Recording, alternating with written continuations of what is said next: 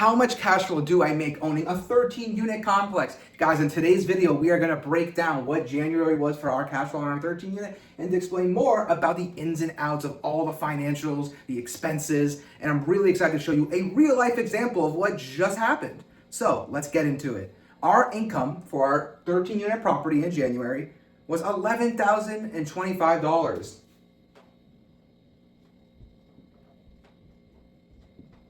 Pretty good. So we had $11,000 coming in from all of the rents we collected for all the 12 units that we have occupied. Additionally, the other income that we had was some late fees. And sometimes late fees are unfortunate. It's after the 6th of every month, and each tenant would be charged $50 if they were late. So that means that we had 3 tenants that were late this month. Not the best situation, but we were able to get everything collected, and this is a classic example of what happens in multifamily real estate. Not everyone is going to pay by the 1st of every month. Not everyone is going to pay by the 6th of every month. And what I'm trying to teach you guys is it's okay, right? It happens in some months are better than others, but now we can kind of get that extra income, right? Being charged because they're late and we need the rent. So the total income for this month was $11,175. So that's the total income that we got from the property. And now we're going to break down more of what are the expenses that I have on my property. So the expenses are here. Insurance. Insurance is usually paid up front, but we have to show it monthly. So we show kind of what that breakdown is. Insurance for this property is $580 a month. Taxes, which again are usually paid at the beginning of the year or in spurts throughout the year, is $850.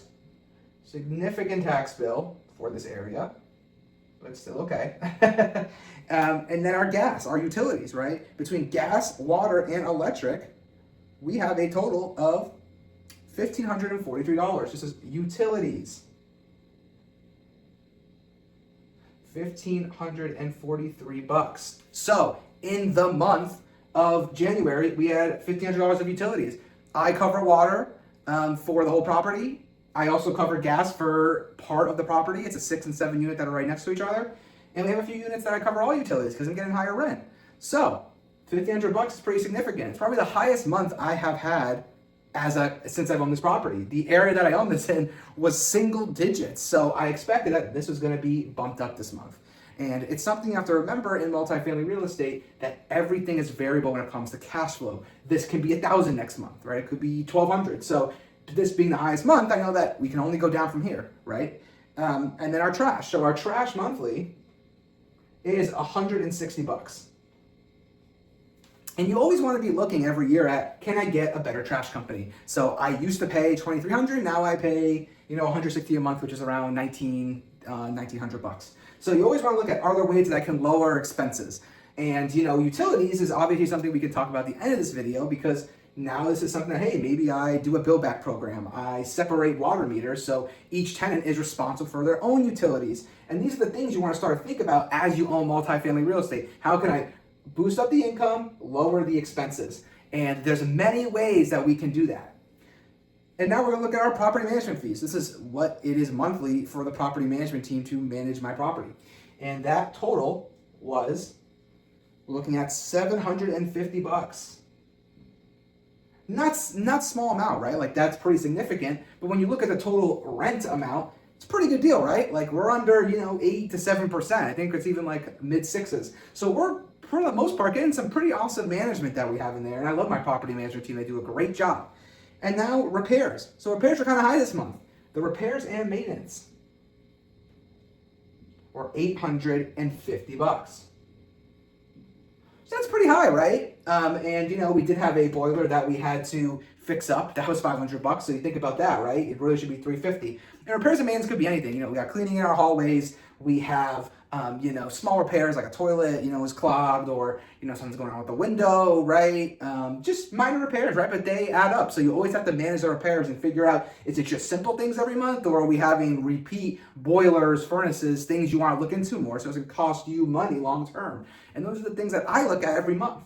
For this month specifically, the first thing I think about is, okay, well, we had a boiler that we had to fix for $500. Like that stinks, right? But we know in the future, now that we repaired it, we know when we need to replace it down the road, that shouldn't happen again, right? Maybe we'll be at $350 next month. Utilities. We talked about separating utilities and kind of, what we could do there. Obviously, this is a huge expense that we could clean up. After that, when we look at our total expenses were $4,733, which left us with an NOI of $6,442. And you might be like, great, this is my cash flow. No, it is not.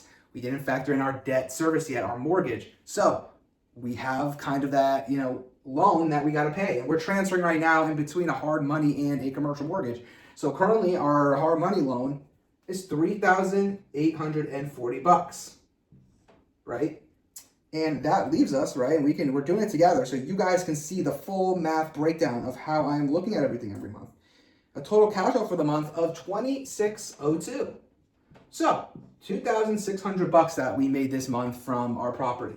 Pretty good, right? Like we know, we're working on a refinance that we're closing, and obviously, this will go up, but there's always things we have to think about, right? Like even though the mortgage might go up, we know that we can get utilities down. We have kind of a crazy expense that happens. But overall, when you think about our property, right, we're making $2,600, or it was $217 per unit. Usually in multifamily, you want to stay at $100 a unit. So, that's $1,200. Obviously, for this property, we have so many opportunities to decrease the expenses, and, we can put this back in our pocket. Maybe this becomes $3,000 down the road. Maybe next month, it's going to be $2,100. So, we're always looking every single month at how can we improve our profitability. One thing is, hey, Dan, or, am I a bad investor, right? I only have $2,600 on this huge property. But you have to remember the most important thing about multifamily. So we did $2,600, right? Like this month. But what do I really care about? I'm always looking at, do I still have money in the deal? And if I don't have money in the deal, how much should I pull out to go grow my business? So even though I'm only making $2,600, I pulled out all my money. And if you remember on a previous video, we pulled out about $355,000 tax-free. So do I want the $355,000 tax-free? That is money in my account. I can go grow my business, pay off debt, whatever I want to do. Or am I really going to fuss over $2,600 that I have a return for life, right? Like we don't actually have any more money in the deal, so there's no return on investment. This is money that's in our pocket for life, right? You can almost think of it as kind of free money. You kind of took out all your original investment, and now you have this $2,600 that you can put back into the business. Eventually when you start to stack all these different cash flow amounts through different properties, now you have the opportunity to, use some of that money for a vacation, for whatever you want, right? This is money that I can decide what I want to do with. And the point is that, the property pays for itself even after we took out all this money. And that's the most important thing. We're not too thin on the cash flow. If a big expense happens, right? Let's say it's $100,000, we're still making $1,600. So relatively, the cash flow is really strong post refinance. And there's obviously the last thing I'll say is things that we're going to do to improve the property. We talked about utilities, that repair that happened this month, but let's take it a step further. Income, right? Like there's a chance that I could put storage for $250 into the property. I also am going to do a laundromat eventually this year. That should add anywhere between gross income $4,000 to $6,000 a month. So you start to add it up, and it's like this. This is pretty good considering that we still have a lot of upside still in the property to get that profitability maybe more consistently over $3,000. So there's a lot still that we can do here. And what I want to do is in a few months when we make some of these improvements, I want to show you guys a comparison of where are we at now that we got our new mortgage. We have new income coming in, new expenses. I want to show you guys real examples of what's happening in my business. Because the more I show you of real examples, you start to understand that this is just a 13 unit. Imagine if you pulled out, way more money on a bigger property and you're getting 3 times the cash flow. So you start to see, as you start to get into bigger properties, this is very secure. And the last thing I want to call out to you guys is think about it also from, this is $2,600. But what if I lose 2 units? There's 2 vacancies that happen. I'm still able to cover my mortgage and I'm still making money. So I love the more units you have because the more flexibility and safety you have. People think the bigger deals are actually more risky. They're actually safer because if I lose 2 units of the, let's say I now have 10 divided by 12, right? Whatever that is, 80%, that's filled, I'm still making money on the property. I might not be making $2,600, but I can still pay the mortgage. I can still pay everything. I'm still getting the appreciation and the principal reduction every month. And I'm continuing to, grow my cash flow every month. I'm still making money. So it's still the trifecta that we talked about in a previous video, right? And that's the golden rule of real estate. Some months you're going to have, high cash flow, some months might be lower. But if you do it the right way and you underwrite and really get loans that are conservative, you're going to have predictable cash flow. You have a range of what you can expect every month. So guys, let me know, did you like this video? Do you think the cash flow stinks? Do you want to see more deals with cash flow like this? Comment, ask me questions about this. Hey, Dan, I have a question about utilities and I'm concerned about this. Or, hey, I want to see another one of your deals, Dan. I want to understand, what are you making on maybe your other properties? Guys, I'm here to answer all your questions. That's the point of my community and my channel. I want to educate and show you what's really happening in the world today, right? I'm not a guru. I don't have 10,000 units, but I'm an owner that has these deals that you can relate to. I'm just a regular guy that has similar deals as some smaller investors. Guys, like, subscribe, ask any questions you want, and I'm really looking forward to continue bringing content like this. We'll talk soon. Thanks.